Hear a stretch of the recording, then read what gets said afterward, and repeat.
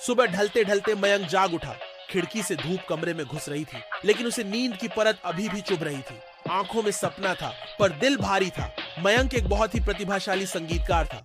Guitar उसके हाथों में बहता था जैसे नदी का पानी। उसकी आवाज में पुरस्कार छलकते थे। छोटे छोटे कॉन्सर्ट होते थे और लोग कहते थे, मयंक, तुम्हारा गीत सुनकर दिल खिल उठता है। पर आज मयंक के लिए किरणों में उजाला नहीं था। कल के कॉन्सर्ट में कुछ बुरा हो गया था। उसकी उंगली टूट गई थी। गिटार फिर से नहीं बज पाएगा। डॉक्टर ने कहा था कि कुछ समय नहीं, हो सकता है हमेशा के लिए नहीं। मयंक की आत्मा कांप उठी। संगीत ही उसका पहचान था। बिना संगीत के वो कौन होगा।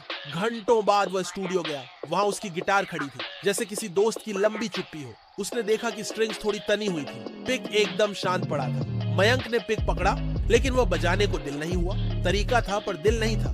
रास्ते में उसने देखा हैरानी भरी तितली उड़ रही थी, नीले गुलाबी रंगों में लिपटी हुई। तितली ने उसके कंधे पर एक झपकी दी। मयंक को झटका सा लगा। उसने खुशी से कहा, तुम किस्मत की तितली हो। तितली भी जरा नाचती सी गई और एक सुस्त आवाज गूंजने लगी, अभी हार मत मानो।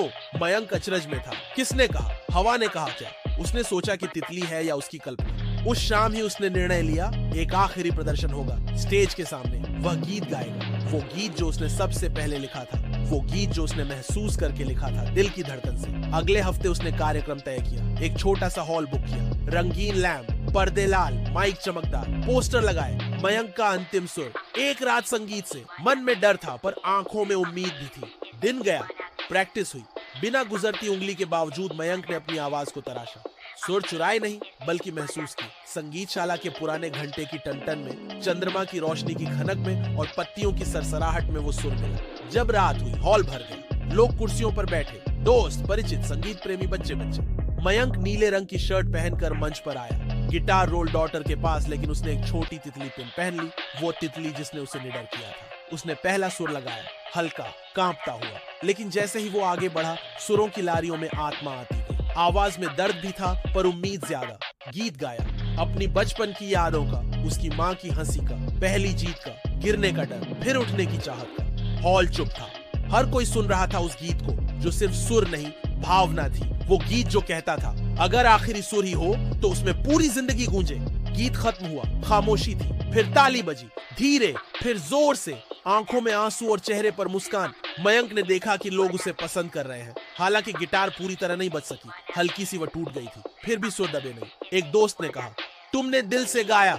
मयंक ने कहा, यहाँ तक पहुंचना मुश्किल था, पर यह आखिरी प्रदर्शन मेरा नहीं, हर उस संगीतकार का है जो हिम्मत नहीं खोता। फिर एक छोटी लड़की सामने आई, हाथ में एक छोटा सा स्केच बुक। उसने मयंक को एक पेंटिंग दी। मयंक गिटार पकड़े और पीछे तितलियां उड़ती। रंग गुलाबी, नीला, पीला झिलमिला रहे थे। ये मैंने आपकी आखिरी प्रस्तुति सुनी और यह मेरी भावना है, वो बोली। मयंक की आंखें नम हो गई। उस रात के बाद मयंक ने निर्णय लिया कि अपनी पहचान सिर्फ संगीत में नहीं बांधूंगा। वो लिखेगा, गुनगुनाएगा, लोगों से बातें करेगा।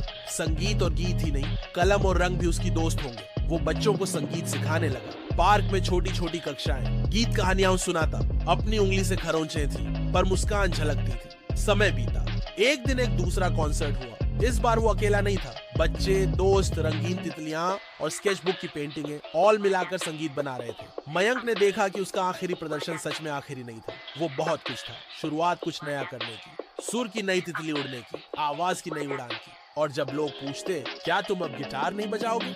मयंक मुस्कुराता है, गिटार तो रहेगा, पर हाथ बदलेंगे, स्वर बदलेंगे, जरूर बदलेंगे, पर संगीत नहीं बदलेगा। उस रात चांद चमक रहा था, हवा मुस्कुरा रही थी और मयंक की आवाज दूर दूर तक गूंज रही थी। हर आखिरी सुर सिर्फ एक नोट नहीं, वो जिंदगी है, वो आत्मा है। रवि का घर सफेद दीवारों वाला, नीले आसमान जैसा टोंड वाला और खिड़कियों से सदा सूरज झांकता घर था। आंगन में गुलाबों की झुर्रियां, पिछवाड़े में एक नीला तालाब जिसमें वह सुबह शाम मछलियां खिलखिलाकर उछलती थी। परिवार के दोस्त आते, कहते, रवि तुम्हारी जिंदगी कितनी शानदार है। रवि मुस्कुराता, उनका स्वागत करता और सोचता, हाँ सब कुछ तो ठीक है। सुबह होती, रवि सुबह की चाय लेकर बैठता। सूरज की किरणों से आंगन रोशन हो जाता। उसके कपड़े सजे धजे, गाड़ी चमचमाती, काम अच्छा। उसके भाई बहन, माता पिता सब कहते, तुम्हारी अच्छाइयां सबको दिखती हैं। पर एक दिन रवि को पहली बार ऐसा लगा कि दिल के अंदर कुछ कमी है। वो बाजार गया, जहाँ एक बूढ़ा चिद्दिया विक्रेता अपनी छोटी टोकरी लिए बैठा था। उसकी चिद्दियाएं रंगीन छनछनाती थी। एक पपीहा चिढ़कर चहचहाया। रवि रुका और उस चिद्दिया की आवाज सुनी, इतनी सधी, इतनी स्वच्छ कि रावी का मन थम गया। उसने सोचा, काश मेरा जीवन भी ऐसा हो, साफ सुंदर सच स्वर से भरा हो। वापस घर आया तो उसने देखा कि उसने रोज की तरह सब कुछ किया, खाना बनाया, काम का प्रबंध किया, लोगों की तारीफ सुनी, लेकिन दिल खुशी से नहीं बल्कि बोझ महसूस कर रहा था। रवि ने एक रात सपना देखा। सपना था कि वो एक बड़े मंजिलों वाले महल में रहता है। कमरे पूरी तरह सुंदर, बिस्तर मुलायम, खिड़कियों से नाजुक पर्दे चलते। पर महल के बाहर उसका एक बगीचा है जो सूखा है, पत्ते पीले हैं, फूल मुरझाए हुए। महल के अंदर की रोशनी उसे जितनी दिखती है, बाहर की इमारतों की छाया उतनी गहरी है। वो सपना देखकर रावी ने जाग कर सोचा, क्या मैं अपनी सारी मेहनत सिर्फ दूसरों के लिए कर रहा हूँ? दूसरों की नजरों को खुश करने के लिए अपने दिल को भूल गया हूँ? अगले दिन रावी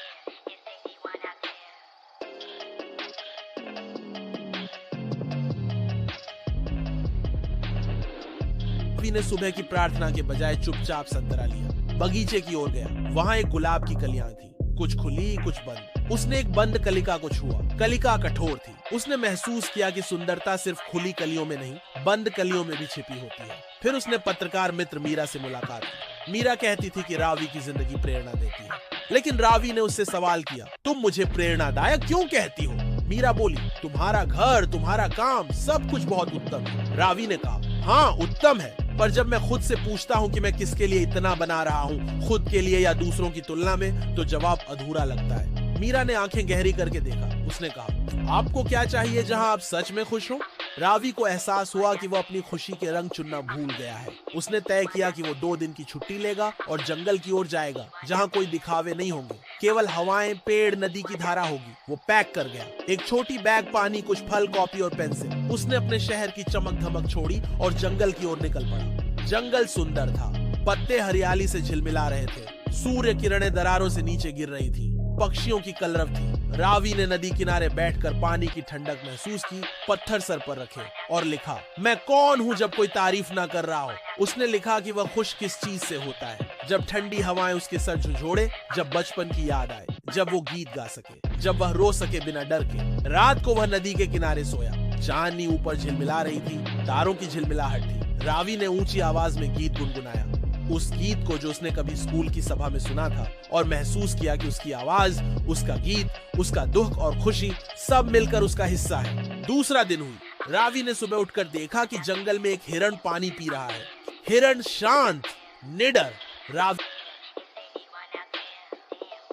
ने धीरे से देखा कि हिरण डर नहीं रहा, क्योंकि वह अकेला नहीं है। पेड़ों, नदियों, हवा सब उसकी उपस्थिति जानते हैं। उसने कॉपी में लिखा, मैं अकेला नहीं हूं।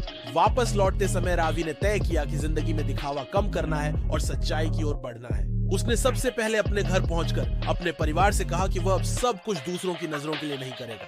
बोलेगा अपनी कहानी, करेगा वो काम जो उसे खुशी देते हो। उसने रोज रोज की मिठाइयां बांटी नहीं, क्योंकि लोग कहते हैं कि वो पोस्ट पॉजिटिव हो जाएगी, बल्कि उसने एक छोटी सी कविता लिखी और स्कूल के बगीचे में बच्चों को सुनाई। बच्चों ने सुनकर चहक उठे। उसने दोस्तों से कहा कि अगर कभी उसकी सफलता की चर्चा हो तो उसमें ये शामिल हो कि उसने खुद की आवाज सुनी। समय बीता। रावी की जिंदगी में हल्के मुस्कान आए। रोज रोज की सफलता भी थी, काम, समाज की सराहना, पर इसके अलावा भी एक नई चीज थी। सुबह का गीत, नदी की आवाज, किताबों की धुन और उस सुकून की भावना कि मैं जो हूँ वो ठीक है। जंगल सुंदर था, पत्ते हरियाली से झिलमिला रहे थे, सूर्य किरणें दरारों से नीचे गिर रही थी, पक्षियों की कलरव थी। रावी ने नदी किनारे बैठकर पानी की ठंडक महसूस की, पत्थर सर पर रखे और लिखा, मैं कौन हूँ जब कोई तारीफ ना कर रहा हो। उसने रोज रोज की मिठाइयां बांटी नहीं, क्योंकि लोग कहते हैं कि वो पोस्ट पॉजिटिव हो जाएगी, बल्कि उसने एक छोटी सी कविता लिखी और स्कूल के बगीचे में बच्चों को सुनाई। बच्चों ने सुनकर चहक उठे और ये महसूस किया कि एक आदर्श जीवन वो जहाज नहीं जहां हर चीज एकदम चमकती हो, बल्कि एक ऐसी नाव है जिसमें अपने रंग हो, अपनी कहानी हो, और जहां कभी कभी तूफान भी आए लेकिन हार न माने। मीरा ने आंखें गहरी करके देखा। उसने कहा, आपको क्या चाहिए जहां आप सच में खुश हो? वो पैक कर गया, एक छोटी बैग, पानी, कुछ फल, कॉपी और पेंसिल। उसने अपने शहर की चमक धमक छोड़ी और जंगल की ओर निकल पड़ा। रात को वह नदी के किनारे सोया। चांदनी ऊपर झिलमिला रही थी, तारों की झिलमिलाहट थी। रावी ने ऊंची आवाज में गीत गुनगुनाया, उस गीत को जो उसने कभी स्कूल की सभा में सुना था, और महसूस किया कि उसकी आवाज, उसका गीत, उसका दुख और खुशी सब मिलकर उसका हिस्सा है। और ये महसूस किया कि एक आदर्श जीवन वो जहाज नहीं जहां हर चीज एकदम चमकती हो, बल्कि एक ऐसी नाव है जिसमें अपने रंग हो, अपनी कहानी हो और जहां कभी कभी तूफान भी आए लेकिन हार न माने। रवि ने समझा कि जो जीवन उसने बनाया था दूसरों की ईर्ष्या जगाने के लिए, वह जीवन उसे अपने आप से दूर ले गया था। पर अब उसने चुना है कि चमक दूसरों को आकर्षित करे, पर दीप उसकी आत्मा से जलता रहे। आखिर में रावी ने एक शाम अपने बालकनी पर बैठकर सूरज के डूबने को देखा। आसमान लाल पीला हुआ, बादल सुनहरे किनारों से जगमगा रहे थे। उसने गुनगुनाया, चाहूं मैं जो हो जाऊं मैं 100 रूप रंगों का, पर सबसे सुंदर हो वो जो बजती है अंदर की तरंगों का। और उसने जाना कि जीवन सिर्फ इमारतों, तारीफों, संपत्ति का नहीं है। जीवन है आत्मा की आवाज, दिल की धड़कन और सच्चे खुशी की खोज। गांव छोटा था, मिट्टी के घर थे, हवा में गुड़ और सरसों की खुशबू थी। वहीं रहता था छोटा बालक करण। उसके कपड़े पुराने थे, पैर नंगे थे, लेकिन आंखों में चमक थी। वह खेतों में दौड़ता, नदी में कूदता, पक्षियों से बातें करता। उसकी दुनिया साधारण थी, पर दिल में सपनों की आकाश गंगा थी। एक दिन कुछ अजीब हुआ। महल से घोड़े आए, राजा रानी ने गांव का दौरा किया। अचानक उनकी नजर करण पर पड़ी। उसका साहस, उसकी मासूम हंसी, सबने उन्हें मोह लिया। रानी बोली, ये बच्चा खास है, हम इसे अपने महल ले चलेंगे। गांव वाले चौंक गए। करण को गोद ले लिया गया। अगली सुबह करण सोने की गाड़ी में बैठा। उसकी आंखें चमचमा गईं। महल की दीवारें चांदी सी थीं, फर्श पर कालीन थे, झूमर झिलमिला रहे थे, नौकर चाकर झुककर नमस्कार कर रहे थे। करण को लगा यह कोई सपना है, लेकिन जल्दी ही उसे एहसास हुआ कि यह सपना उतना आसान नहीं। वह अब राजकुमार कहलाता था। उसे सोने की थाली में खाना मिलता, पर वह मिट्टी के चूल्हे की रोटी याद करता। उसे रेशमी वस्त्र पहनाए जाते, पर वह अपने पुराने कपड़ों की आजादी चाहता। उसे किताबों और तलवारबाजी की शिक्षा दी जाती, पर उसे तो खेतों में पतंग उड़ाना भाता था। महल की दीवारें ऊंची थीं, लेकिन करण को लगता ये दीवारें उसे कैद कर रही हैं। वह सोचता, क्या मैं किसान का बेटा हूँ या राजघराने का वारिस? वह दो दुनियाओं के बीच झूलता। एक रात चांदनी में उसने खिड़की से बाहर देखा। आकाश में तारे चमक रहे थे। अचानक एक तारा टूटा और उसके सामने आ गिरा। तारे ने रूप बदल लिया। वह एक नन्ही परी बन गई। उसने मुस्कुराकर कहा, करण, तुम्हें अपनी पहचान ढूंढनी है। तुम न सिर्फ खेतों के हो, न ही सिर्फ महल के, तुम दोनों दुनियाओं का पुल हो। करण हैरान रह गया। परी बोली, तुम्हारे भीतर जादू है, अगर तुम अपना दिल सुनो तो सच्चा रास्ता मिल जाएगा। और वह गायब हो गई। अगले दिन करण की परीक्षा थी। महल में शत्रु हमला करने वाले थे। सैनिक तैयार हो रहे थे। राजा ने करण से कहा, तुम अब राजकुमार हो, तुम्हें तलवार उठानी होगी। करण डर गया। उसने तलवार उठाई, लेकिन हाथ कांपने लगा। तभी उसे याद आया, गांव में उसने खेतों की मेड़ पर लकड़ी से खेल खेल में लड़ाई लड़ी थी। वह हंस पड़ा। उसने साहस जुटाया और दुश्मनों की ओर बढ़ा। युद्ध बड़ा नहीं था, बस कुछ डाकू महल में घुस आए थे। करण ने खेतों में सीखे हुनर से उन्हें चकमा दिया। वह पेड़ों की तरह झुकता, हवा की तरह भागता। सैनिक हैरान रह गए। जल्द ही डाकू भाग गए। राजा ने गर्व से कहा, तुमने बुद्धि और साहस से जीत दिलाई, यही असली राजकुमार की निशानी है। रानी ने उसे गले लगा लिया, लेकिन करण जानता था वह सिर्फ राजकुमार नहीं है, वह किसान का बेटा भी है। रात को उसने सपना देखा। सपने में उसका गांव और महल एक दूसरे के पास आ गए। खेतों में सोने की रोशनी थी। महल के बगीचे में बच्चे मिट्टी से खेल रहे थे और करण बीच में खड़ा मुस्कुरा रहा था। उसे समझ आ गया कि उसकी पहचान दोनों दुनियाओं में है। अब वह महल में रहता, लेकिन हर हफ्ते गांव जाता। वहां वह बच्चों को पढ़ना सिखाता। वह राजा से कहता, गांव वालों को भी महल की तरह पानी, खाना और शिक्षा मिले। धीरे धीरे गांव और महल के बीच की दूरी मिटने लगी। करण अब ट्रैप्ड नहीं था, वह पुल बन चुका था, दोनों दुनिया को जोड़ने वाला। उसके मन में अब कोई डर या उलझन नहीं थी। उसे पता था, कभी मिट्टी में खेलने वाला बालक ही सबसे बड़ा राजकुमार बन सकता है, अगर वो अपने दिल की आवाज सुने। कहानी यहीं पूरी हुई। पर बच्चों, याद रखना, असली जादू तब होता है जब हम अपनी अलग पहचान को स्वीकार करते हैं। कभी कभी हम दो दुनियाओं के बीच खड़े होते हैं, पर वही जगह हमें सबसे खास बनाती है।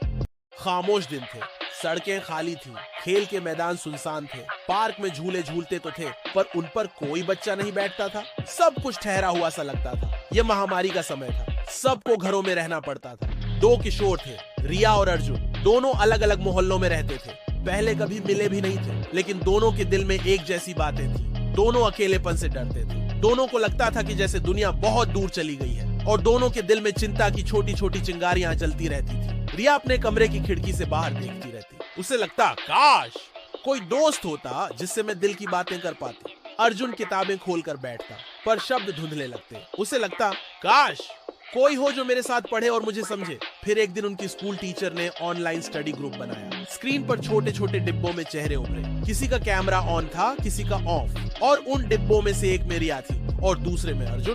पहली बार वे झिझक कर बोले। रिया ने कहा, यह गणित का सवाल बड़ा अजीब है। अर्जुन मुस्कुराया, हाँ मुझे भी समझ नहीं आ रहा। और फिर दोनों ने मिलकर हल ढूंढा। उस दिन पहली बार दोनों के चेहरे चमक उठे। धीरे धीरे उनकी बातें बढ़ी। क्लास खत्म होने के बाद भी वे चैट में लिखते, ये सवाल कैसे किया, वो कविता कैसी लगी। फिर मजाक करने लगे। कभी रिया अर्जुन को चित्र भेजती, कभी अर्जुन रिया को मजेदार चुटकुले सुनाता। एक शाम स्क्रीन पर अचानक बिजली सी चमक उठी। ऐसा लगा जैसे स्क्रीन के पीछे कोई रहस्य है। दोनों को आश्चर्य हुआ। उन्होंने देखा कि स्क्रीन एक जादुई खिड़की बन गई है। उस खिड़की से एक रंग बिरंगा रास्ता झलक रहा था। रिया बोली, क्या ये सपना है? अर्जुन ने कहा, चलो देखते हैं। और अचानक वे दोनों उस खिड़की से गुजर गए। अब वे एक जादुई दुनिया में थे। वहाँ किताबों के पेड़ थे जिनकी पत्तियां और पन्ने थी। नदी में अक्षर तैरते थे। आसमान में समीकरण तारे बनकर चमक रहे थे। ये स्टडी वर्ल्ड था, पढ़ाई की रहस्यमयी दुनिया। लेकिन इस दुनिया में एक समस्या थी। वहाँ चिंता राक्षस घूमते थे। वे छोटे छोटे काले बादल जैसे थे। वे बच्चों के सिर पर मंडराते और कहते, तुम अकेले हो, तुम कमजोर हो, तुमसे कुछ नहीं होगा। रिया डर गई। अर्जुन का दिल भी धड़कने लगा। लेकिन तभी उन्होंने देखा कि जब भी वे साथ में कोई सवाल हल करते, एक सुनहरी रोशनी निकलती। वह रोशनी राक्षसों को दूर भगा देती। फिर वे दोनों समझ गए, अगर वे साथ रहेंगे तो चिंता राक्षस कभी जीत नहीं सकते।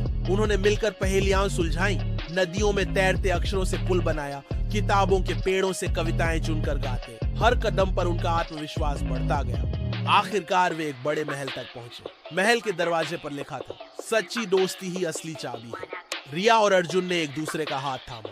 दरवाजा अपने आप खुल गया। अंदर एक चमकदार दर्पण था। उसमें उन्होंने खुद को देखा। लेकिन वे अकेले नहीं थे, उनके साथ ढेर सारे दोस्त खड़े थे। दर्पण ने कहा, अब तुम जान गए हो, असली जादू साथ में सीखने और साथ में हंसने में है। चाहे दुनिया कितनी भी बंद क्यों न लगे, दोस्ती हर खिड़की खोल सकती है। अचानक वे दोनों फिर से अपने कमरों में आ गए।